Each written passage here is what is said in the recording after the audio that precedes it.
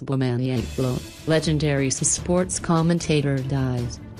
Cape Town, legendary South African sports commentator Cebo Manyaapelo has died at the age of 50.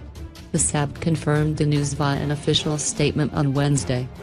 Affectionately known as CC, Manyaapelo's broadcasting career dates back all the way to 1984. He broke into the broadcasting industry when he hosted the breakfast show on Motswedi FM, but Manyaapelo will perhaps be best known for his contribution to football, where he became one of the country's most respected commentators.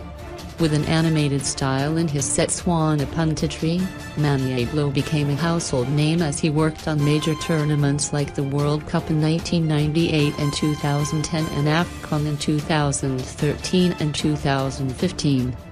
The cause of his passing is not yet known, but the SABC statement did refer to it as an untimely death.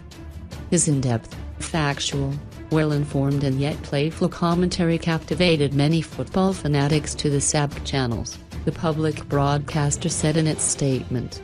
His meaningful contribution to the SABC will remain and continue to inspire all who knew him in his personal and professional space.